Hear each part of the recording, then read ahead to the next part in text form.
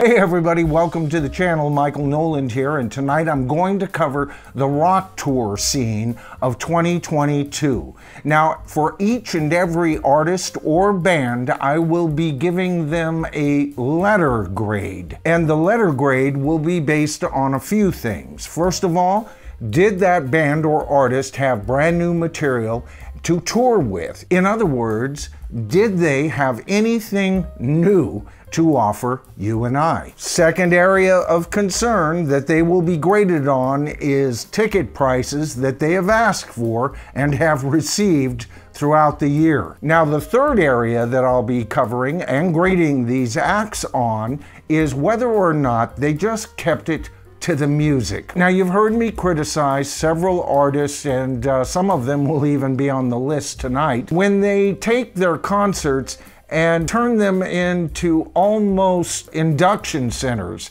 and that the concert or the music is more about current political beliefs and ideologies. So that'll be part of the grade tonight as well. And finally, I'll be just looking at them in general. What do they have to present for whatever that is? All right, so first up is the very first person that I criticized on this channel regarding current ticket prices, and that, of course, is Paul McCartney. Now, Paul's tickets got way out of hand this year. He was the first person I was aware of that was charging up to $5,000 a ticket for the very best seats at his concerts. That meant the cheapest tickets you could get if you saw him in a stadium was $250, and that got you up into the nosebleed tickets, and he looked about this big, folks. And even if you looked at him on the jumbotrons, that was about that big. Not a great deal there. But Paul did put out a brand new album. Now, his concerts for a long while have not been about his latest albums. He usually plays one or two,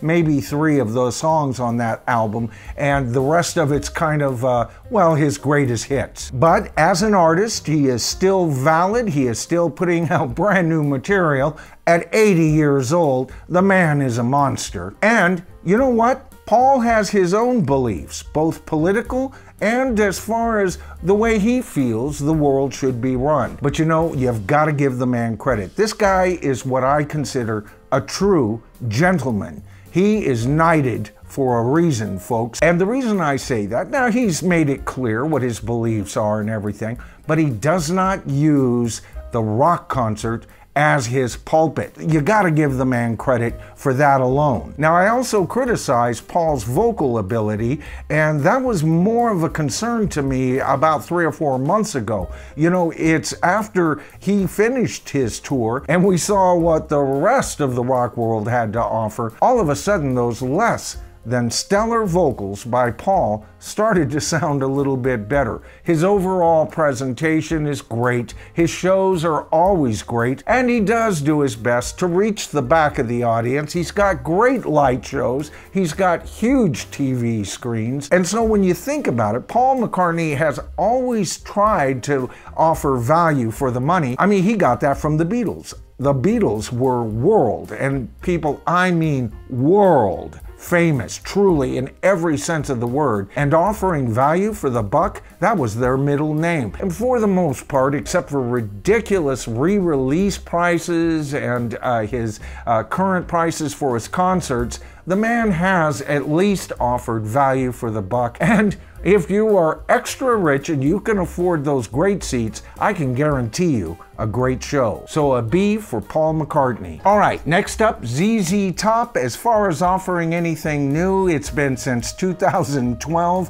their La Futura album, since they've really put anything out. Of course, Dusty, their bass player, has passed away. He chose his own replacement, which is interesting. Of course, live, ZZ Top is kick-ass always, and you know what? Their ticket prices aren't thoroughly ridiculous. You can get in and see them and have a fairly decent seat. I mean, the most expensive ticket that I saw, that's still available anyway, was about $650. Compared to like 5,000 and above, that's not bad by today's standards. I've heard some good things regarding the new bass player, and he's not just messing around. He seems like he really wants to offer something new and valid to the sound of this band. On top of that, there are rumors that there are some recordings that the band were working on, and that Dusty could very well appear on a new album. With all of that in mind, you know what? I've got to give ZZ Top an A-. If they would just put out that new album and tour, I'd be first in line, and I might even go past my usual budget to pay to see this band. Now, Metallica did a couple of live shows this last year, so I'm going to include them because we know they're going to be touring in 2023. They've got a brand new album, and you know, as far as creating new music for their fans, the band has never really died off, and coming out with a brand new album and everything, you've got to give them credit for that. They've always been pretty hot live. As to whether they're as good as they were in their heyday, that's a matter of debate. But if you're there to see their really big stuff, you're not going to be disappointed. But once again, this is one of those bands that'll cost you an arm and a leg to see. Outer ring tickets for the band will cost you about $165 behind the band, and the other outer ring nosebleed tickets will cost you again about $250. But the most expensive ticket I found was $8,950 plus. Forget it. Again, a band that has a lot to offer to the show. The value, not quite what it was, and due to the strength that they at least keep writing new material, thus being a true artist in my mind, I'll give them a B. Next up, the Doobie Brothers. Now, the Doobie Brothers are mainly touring the other side of the world here coming up in 2023. And what they charge, although I consider high, it's not very high by today's standards. You'll get the really good seats, of course, for about $650 and above, and other seats accordingly. They've put out brand new music recently, but you know, they're writing with somebody who has been known to write for other artists, and you guys know what I think about that, and I think it has weakened their writing ability. I think they need to get back to creating music how they used to back in the day, but they're so busy touring. Again, who has the time? When they finally do get home, they all melt into oblivion. They're quite a bit older these days, but at least we get the Doobie Brothers and the Don't Be Brothers. Now, by that I mean Michael McDonald has been touring with them, so when they do perform their music, you're getting some of the top hits of both famous versions of the band. I would love to see this band live, even if it was to play their oldies, but once again, it would be a matter of whether I could get a good seat and just how much I'd be willing to pay to see them on any given upcoming touring that they're going to do with the United States. Not a whole lot of preaching goes on at their concerts. All in all, I've got to give them a B. All right, so the biggest tour of the year was probably the combination tour of Motley Crue, Joan Jett, Poison, as well as Def Leppard, all touring together, providing a show. That's value for the buck right there. And you know what? With the exception of Motley Crue, that's not a bad show, especially with Def Leppard being there. Now, I would have loved to have seen Def Leppard. I'm not real big on Poison. I'm not at all a fan of Motley Crue. And of course, Joan Jett, she either hits or misses with me, depending on what album and what material we're talking about. But you know, out of this group, it's Def Leppard that I actually collected albums from. They went one step beyond what you would consider a hair band doing. You know, they actually wrote great songs, and they put a lot into their albums, perhaps even becoming the most glossy of all of the traditional hair bands. And I wish they had kept to their original idea. They wanted to tour with just one guitar player because they had lost a guitar player. To me, that would have been a lot more honest. I would have loved to have seen them with a thinner sound, but that will not suffice for today's market. They backed out of that idea to present a sound that's closer to what you hear on the albums. I don't have a whole lot of trouble with that. I do have a lot of problems with Motley Crue. I think that's a band that is bad for the music industry. I don't like them as individuals. They don't put out any new material. They charge as much as they can get away with, tickets being $4,000 and up for the very best seats. They drum to click tracks, and not all of the band members are happy about that, and the fact that they have been busted, one of them even admitting that they use backing tracks as part of their live sound. So with all of that in mind, despite some of the positive things that you could experience on this tour, I've got to give this tour a D. You know, if I had even bothered to try and get tickets, which I would not for this show, I would have left before the headliners ever showed up. All right, next up, Roger Waters touring.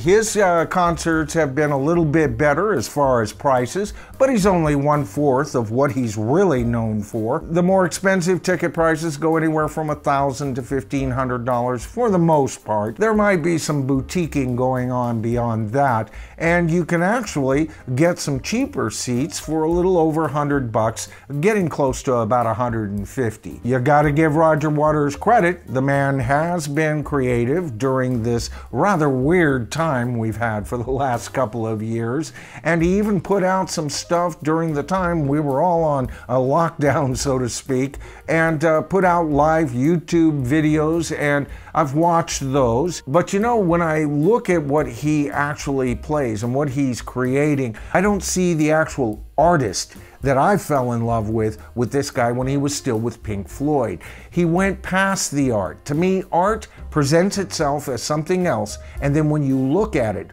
or the longer you listen to it, or the different perspectives you get on it, it changes you from inside.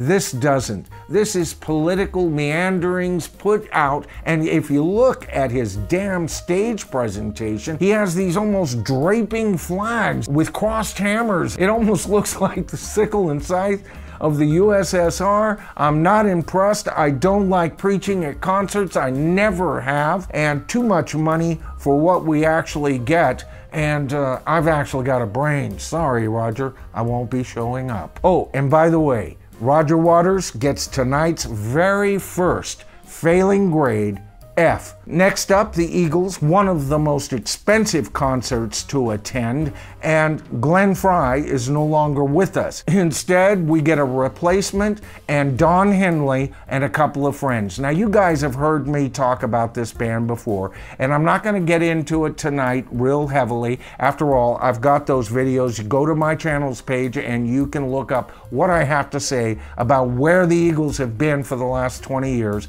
I'm not impressed. For the ticket prices, lack of creativity, and the whole shebang, I give the Eagles the second F for the evening. Next up, Robert Plant and Alison Krauss. Now, I wanted to see these two so bad, but ticket availability and everything, there were some snafus there, and I couldn't see them. Not that the tickets are too expensive, not for the boutique theater crowd anyway. You're gonna pay more for that. It's the fact that this duo had a brand new album to tour, and you know what? We don't get a lot of new material written by Robert Plant or Alison Krauss for that matter. Instead, we get a magnificent album, my favorite album of the year. You know, I just saw Dave Bianco do a send-up on his channel. By the way, you guys ought to go over there and see his channel. The man's got a pair of ears and he's got something to say. And he talked about the brand new Tears for Fears album, and you know, I have to agree with him.